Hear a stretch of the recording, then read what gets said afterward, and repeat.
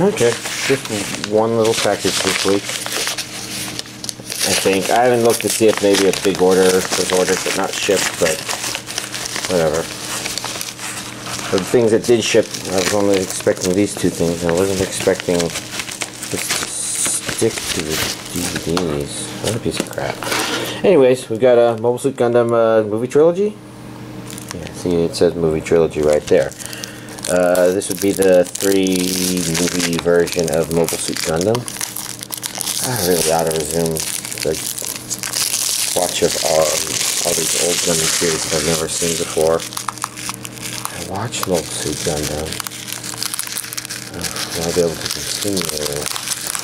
I think there was a part of me that was wanting to watch the movies, but... Oh no, I think actually I was just waiting in order to get all the DVD versions of everything on my private streaming server and then just watch things that way. But somehow, okay, so there's nothing on the inside. So we probably, I'm gonna guess, have 3 discs. A 2, a 3.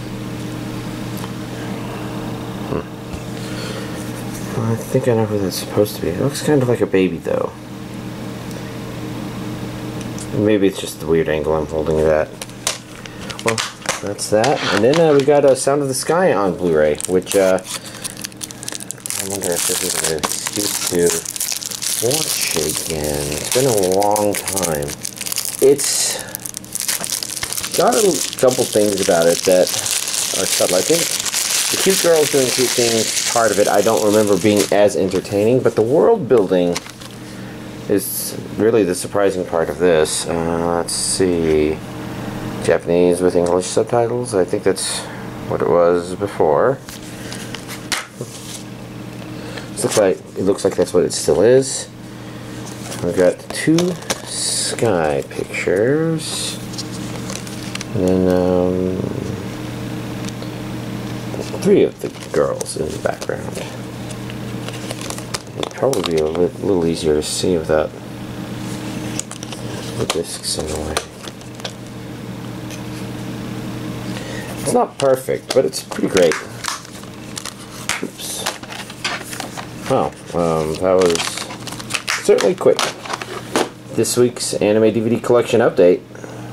Yeah, I was hoping for maybe one other thing. I don't know. This week was light on the DVD stuff, so it's a good chance to catch up on stuff. So I did finish Free. I'm pretty sure I didn't say last time whether or not I had finished it, and I have to say I actually thought this was a satisfying ending to the first season. I know there's a second season, and I think it's either somewhere deep in there, or I'm gonna have to go to those piles and start looking through them. But either way, eventually I'm gonna find the second season and figure out my timing for when I'm gonna watch that. Because I don't know how it compares to this first one, but it was a pretty satisfying first season. If it was just this first season, I actually would have been fine with it, but I do want to see what happens more. The characters are fun and interesting. I think I mentioned before that swimming wise, you know, there's some things that maybe seem a little off. Like, I don't want to comment too much on some things because, like, I don't know, stuff, but you know, it's pretty good. Next up, I went to Himoto Umaru-chan. That's Himoto, not Emoto. So I guess I forgot why they said it. If they said it was Hamster Sister or something. Anyways, first episode was kind of hard because the entire idea of the show is she puts on a persona of being the perfect person when she's out in public, but when she's alone at home with her brother, she's an entitled, narcissistic, lazy bum. And some of those things aren't bad. Like, if she was just lazy, kind of bummy, I actually wouldn't care. But the problem is that she is also entitled and narcissistic. And in the first episode, they really play this up because it's really just about her being that way. And then they start playing with it afterwards. So it makes it kind of hard to start, I guess, because, you know, first episode was done, I was wanting to strangle her rather than find out what was going to happen next. But, you know, they start introducing other characters, and the dynamic isn't one such that she can always do that, or they're not using that as a crutch for whatever. It's after the first episode, it was actually pretty watchable, I thought. I hesitate to say good because, again, I had these misgivings about the entitled aspect of it and the manipulation that kind of came with some of it. But I don't know. I guess it kept me engaged after the first episode. I still liked Free more if there's a comparison. And finally, I decided to start Gosick because I've been going through some of the stuff and realized Gosick is actually rated pretty highly. Like a lot of these things in my to watch pile are, I'd like to say 7.5, but one of them is actually 5 something. Maybe another one is. So there's some stuff in there that didn't rate so high, but Gosick did, and I guess it's been something I've been curious about. The main reason I wouldn't is because this was only part 1, so the second half comes out sometime later. What I have seen of it is pretty entertaining. I think it already kind of presents itself as being a kind of a mystery-ish show, and it is kind of along those lines. I guess the issue with definitely calling it that is it presents the idea of how she almost always has the answer already, I guess. And sometimes that's fine entertainment-wise, but there's also a kind of pretentiousness to it that doesn't sound realistic. I'm trying to think if I should talk about any of the examples that come to mind, but it seems to me it's the sort of thing that somebody could very easily say, well, this is how people tend to be, blah, blah, blah, and so this must be the result. But the truth of the matter is, in the real world, those are wild-ass guesses, basically, and maybe they can be right more often than they're wrong, but this one's trying to present it less as right more often than wrong and more just right, period, I guess. And I don't know, I can't help but think that you could easily find parodies of this sort of thing where there's that declarative statement, this reasoning behind why it's true, and then it turns out they were wrong about their assumptions. For example, no. I don't know if I really want to talk about examples, but she'll gather together facts based on what people were thinking or thought they saw, etc.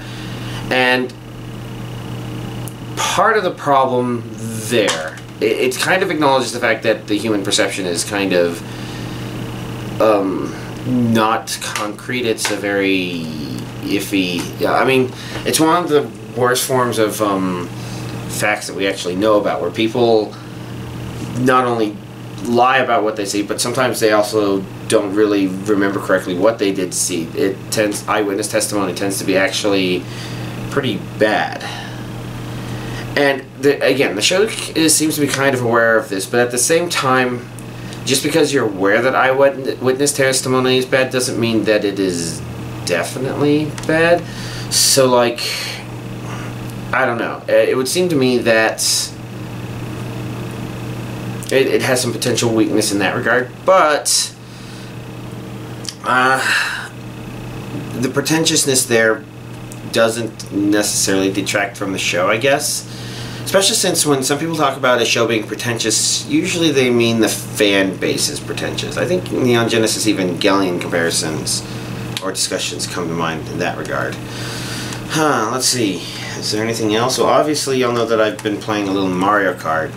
Nothing too extreme, just I was going through the 100cc cups to get all the first places because I'm trying to work my way up and make sure everything's done, I guess, for unlocking items, and whether or not I prioritize that depends. I was actually looking for videos for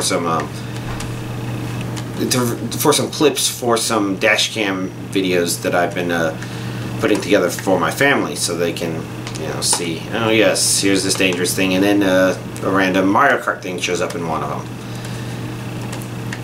You know, just because it's kind of funny, I guess. And I just so happened to record that really bad track. I did also put something in that playlist.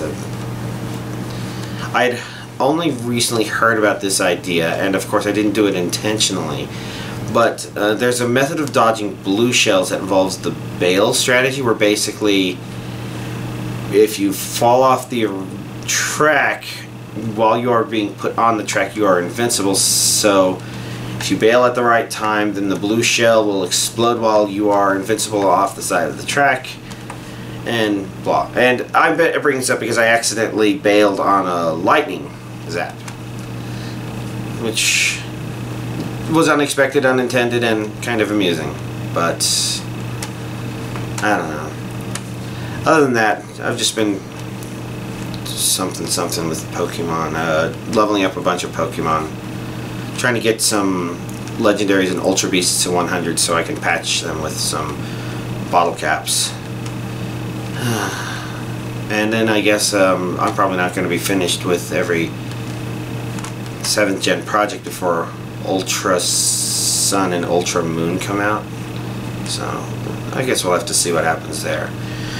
Anyways, I think I'm kind of babbling at this point. I'm definitely going to finish I've watched the first disc of Yosik. I need to finish the second disc. Hopefully it's going to be in between stories when that happens. But otherwise, if it's not, then I'll just have to wait for the next one to come out. And then I'll probably watch, I think Shonen Maid's my next target. I'll find out. Y'all, have a nice week.